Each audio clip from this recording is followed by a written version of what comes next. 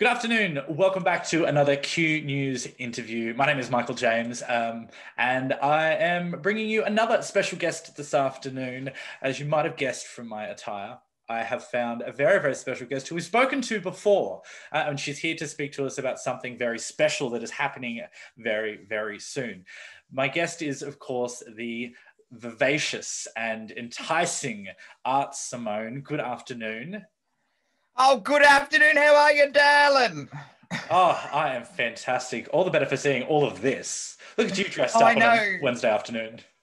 Yeah, it's a nice way to be. It's all I can do during lockdown here. But it's wonderful to see you. I feel like we have done 3 million of these over the last year. So why not? Let's do another one. I love it. I know, right? We're like besties. Yeah, we're like besties. We don't need to get to know each other because we already know each other. So we're ready to do all the good stuff. Wow. Yeah. Wow. Well, Wow. speaking No, of I was just which, looking at my reflection. That's all. I gotta make it so I can't see myself because I'm very distracted right now.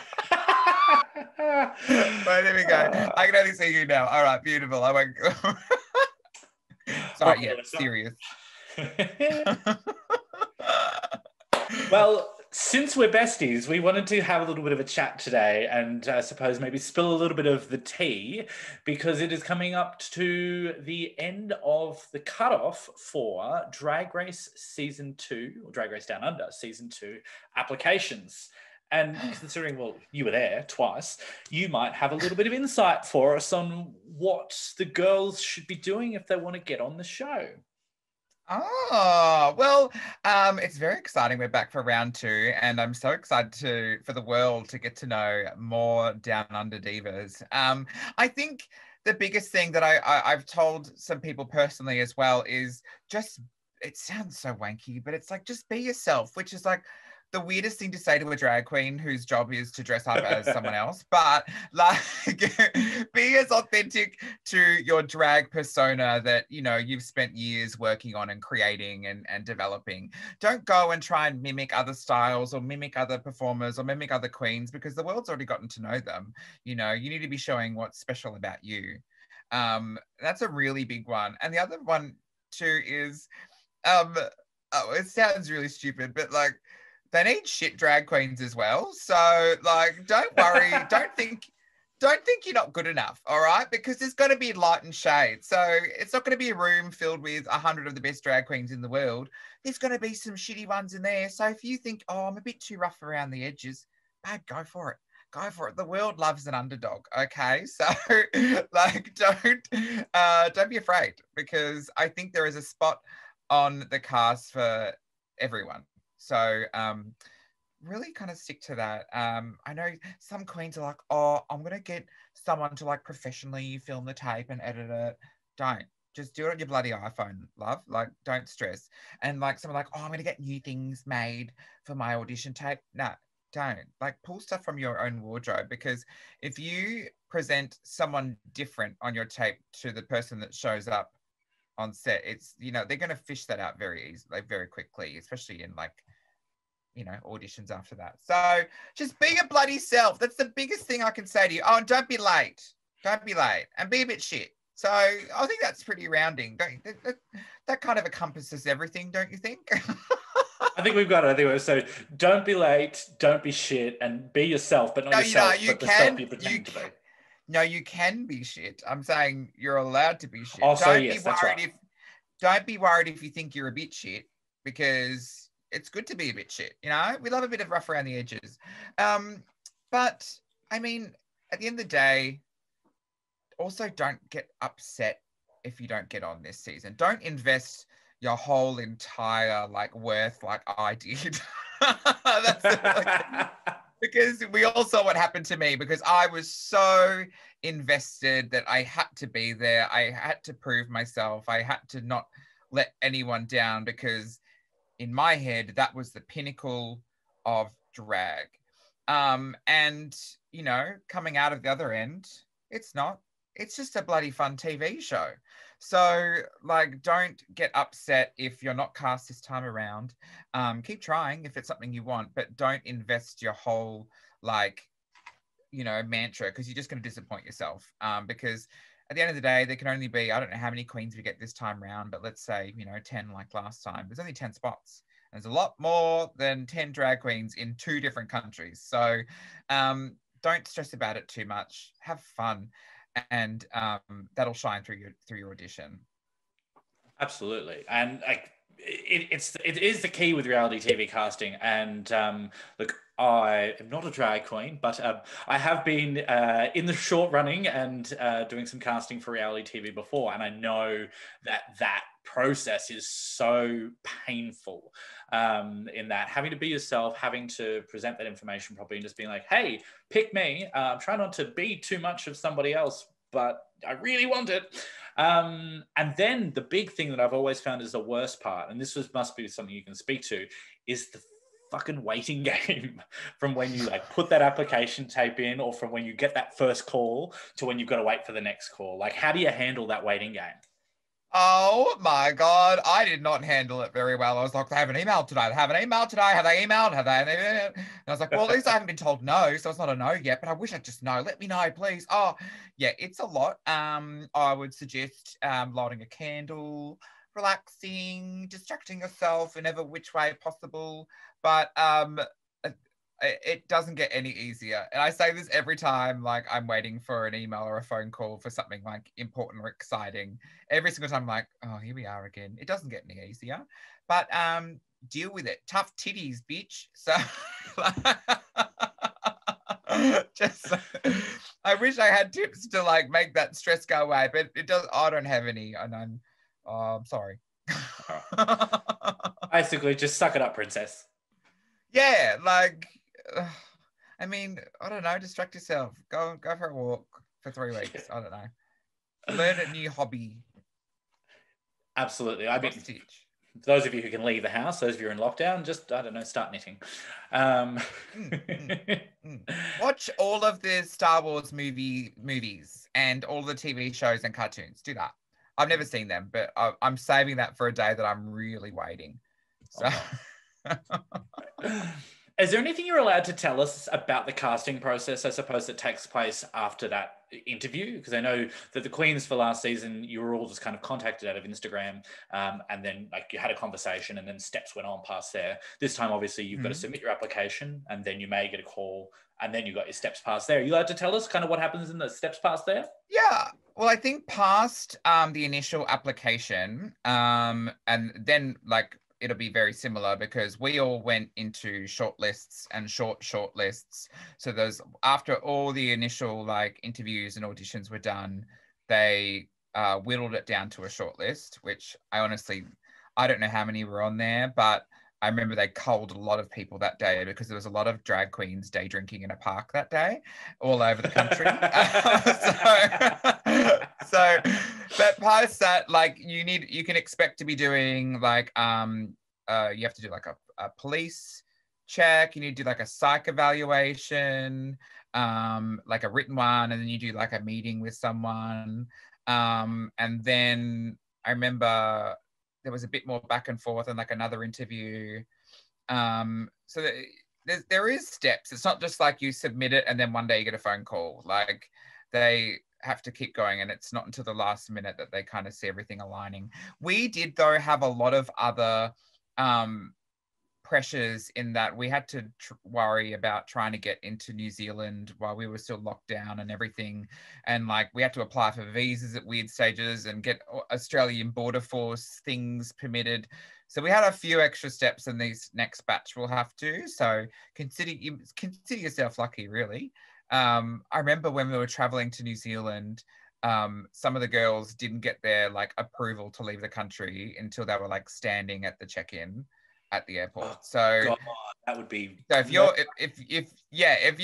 think that just waiting for an email is hard, try like having 5 suitcases packed and like going to the airport and being like, I don't even know if I'm going to be able to go to set. Like what's going to happen? So yeah, consider yourself lucky. That was so scary. Well, the reality TV game is tough. Like I know people that have been on the shortlist for Survivor, I've heard, and they get culled days before they're supposed to leave. They say we changed the cast. Like, like this game is so tricky to do.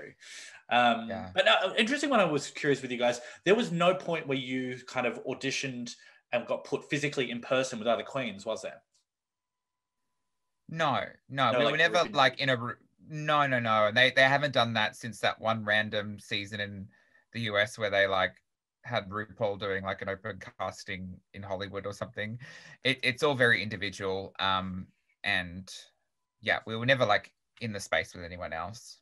Yeah, that's in shows like Big Brother and Survivor. They bring them in and they have group auditions. You do stuff together and pretend to be a chicken and like all of this ridiculous shit. So different process for you guys. Yeah. I think because there's a lot more attached to it in terms of like your skills and abilities and artistry. It's not just about your personality, whereas where situations and exercises like that can really show how you gel with other people. Yeah. Yeah. Now, speaking of skills and abilities, I wanted to get a little bit of the tea since we were chatting. The good tea. Last year, we had, obviously, the show was cast and there was 10 of you were there and not a single fucking one of you was from Brisbane. Now, Mm-hmm.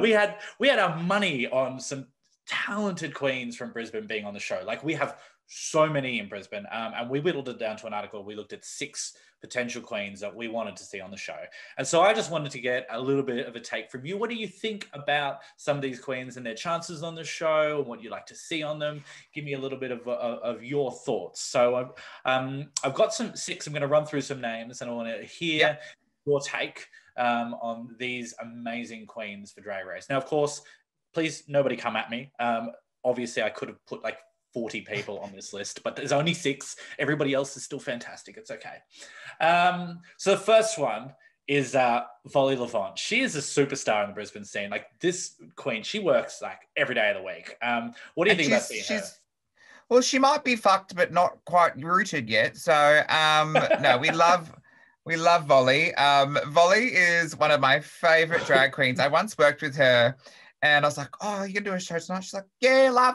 I'm just gonna shit out a spotty.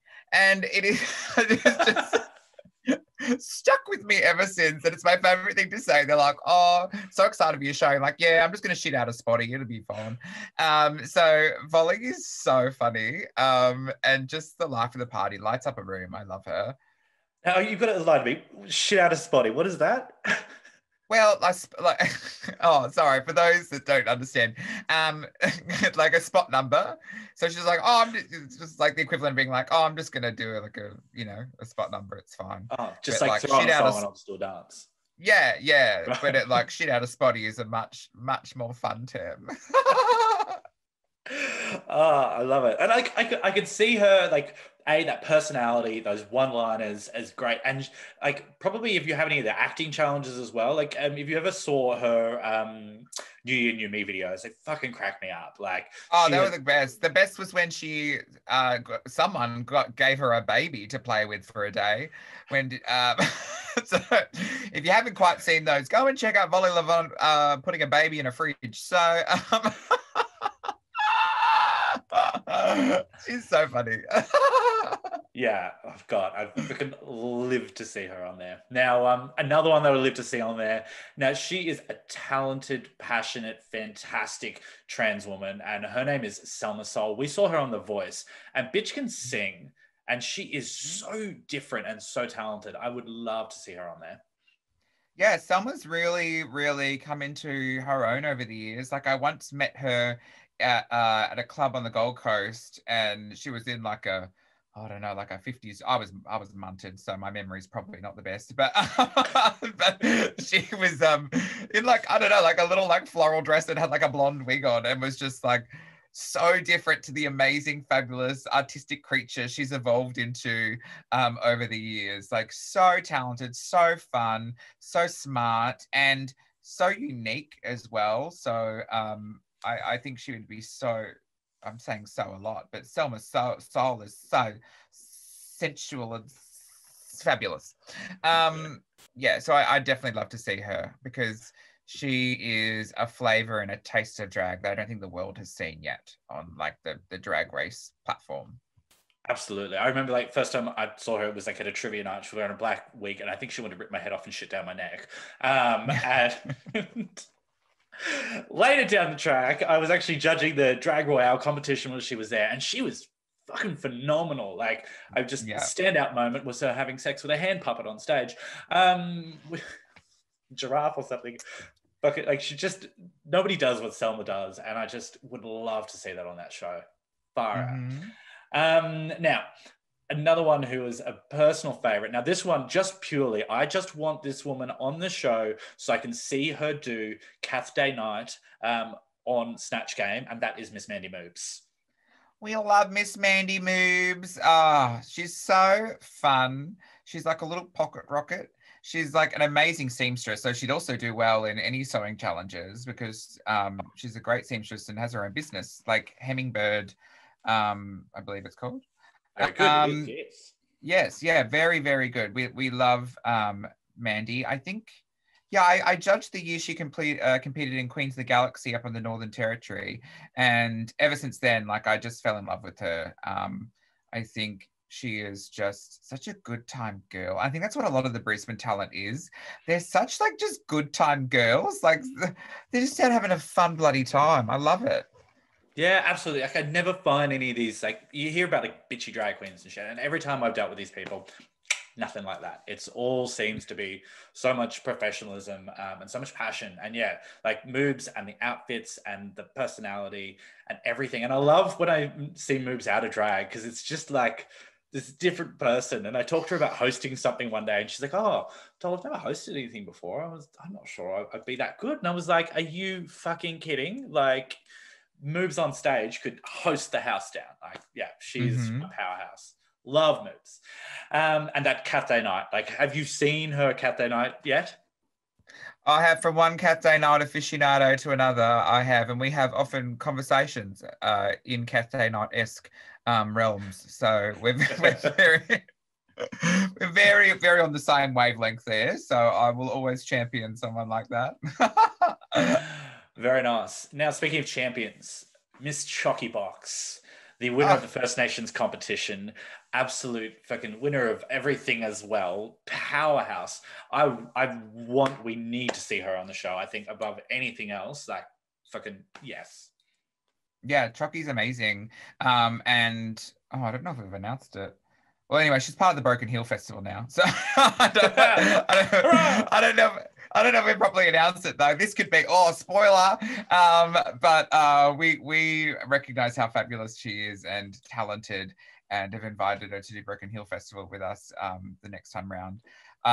And yeah, again, I saw her at the same club on the Gold Coast when I first met her. I was there with Filmabox. And we were like, who is this?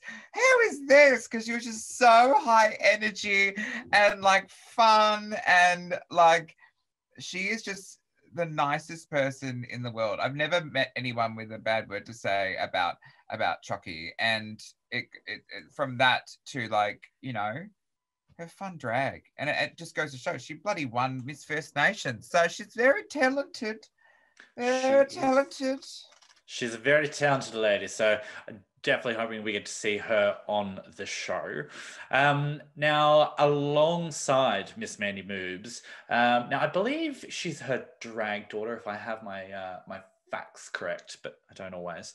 Gayleen Tuckwood works with Mandy, is a seamstress like Mandy, and I've seen her enter more drag competitions than I've had hot dinners. And fucking I've hell, judged one good. of them too. I think I've judged two of the drag competitions she's been in, and she's always so good. And her outfits, like, Oh my God.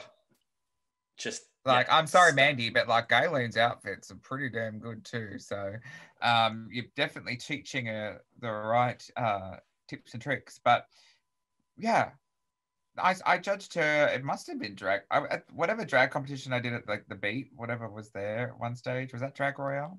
Oh yeah, it was. Yeah, I think I judged her one week when she was doing that. And so good. So bloody good. Um, Yeah, I just all remember about Gayleen is like her looks. I remember being so amazed by her looks and the outfits, and she's so like slender and like tall and like, oh, I remember being very jealous of her. I think she had like horns on. Oh, so many exciting things. I don't Yeah. know. Oh, Bloody could have been one of the amazing. cow outfits. She does like a cow outfits. Could have been one of them. Oh, it's probably a cow outfit actually. Well, I'd love to see them do a Mandy and Gayleen combination. Like, they liked, like they did the little three from New Zealand. Maybe put Mandy and Gayleen on Mhm. together. I think that would be fucking stellar. Or it could be Mandy walking in. No, actually, Mandy on Gayleen's shoulders, and they could be like competing as one drag queen. What do you think? Oh, yes, I like that. Very nice. Yeah, we in a big coat, and then we surprise it's two of us. We're here now. Sorry, just Well, they could yeah. I'm even just gonna sew a coat that big as well. That'd be perfect. yeah. I'll just call up RuPaul now and let RuPaul know that that's what's going to happen. So Yeah, I'll do that after the call. Actually, do it after the call. you're basically the casting director now, so this is fine. If the casting people are watching this now, you can have that idea. Don't worry. All right. Fantastic. Well, it was my favorite tweet I actually saw the other day. They're like, Drag Race UK has had the world first in that they've allowed three small children to stand on each other's shoulders and wear a trench coat and come in as, was it Crystal Versace? Yeah. I mean, let's do it. Let's do it. Yes. Fantastic. All right. Now, I digress. The last one I have on my list. Now, this bitch, BB Gunn. She has won the Drag Performer of the Year award. She can sing, she can dance, she can rap, she fucking everything. It would be another one that we need to see get on here with all of the others.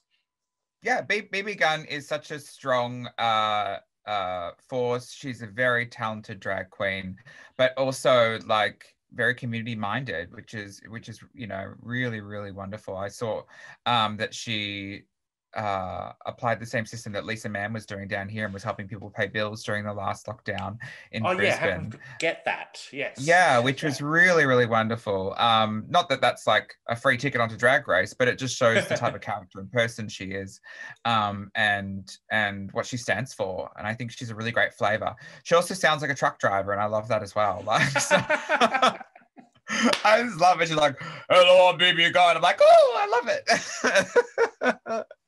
It's so good. She's like the deepest voice in the world. It's so fun. You see her on a microphone, you're like, oh.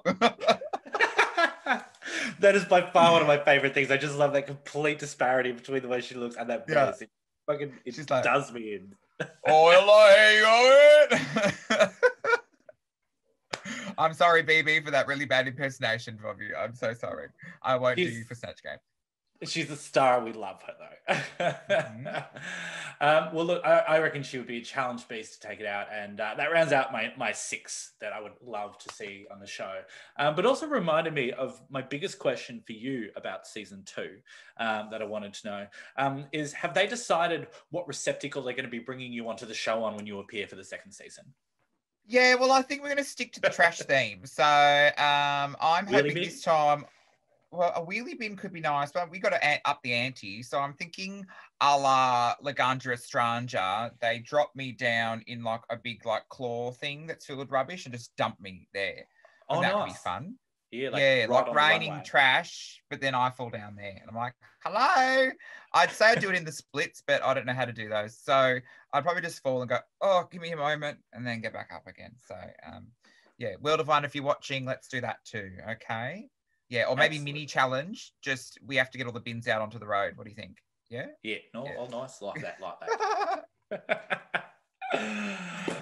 Well, it would be delighted if they brought you back, but you never know with RuPaul. You never know. We shall see. And you're a good keeper of secrets. So if that was happening, we wouldn't have a clue because you sat here and lied to me. I'm actually live on set right now. This is a green screen. I'm actually live on set. We've actually already filmed the second season. So. You'll never know. Never. Well, look, Simone, it has been an absolute delight chatting to you, and we are so excited to have the second season coming up, and hopefully we're going to continue to see more of you. Now, I know that you had the Drag Race season 1 tour that's been postponed. It's like in 2022 now, is that right? It only got postponed once. Thank you very much. Oh, But sorry, I felt like it yes, was it's in. forever. No, it's in January and February next year. We're doing Australia and New Zealand. So there's still some time to grab some tickets, and I think it's going to be the beginning of people going out and doing regular things again. So I'm so excited that we've locked those in. But on top of that, we've got DragCon coming up next year, which is very exciting. And we've also got Highway to Heal season 2, but I didn't say that because I can't announce that yet. Oops, sorry. Oh, sure, so shy, so shy. Oh, coming soon.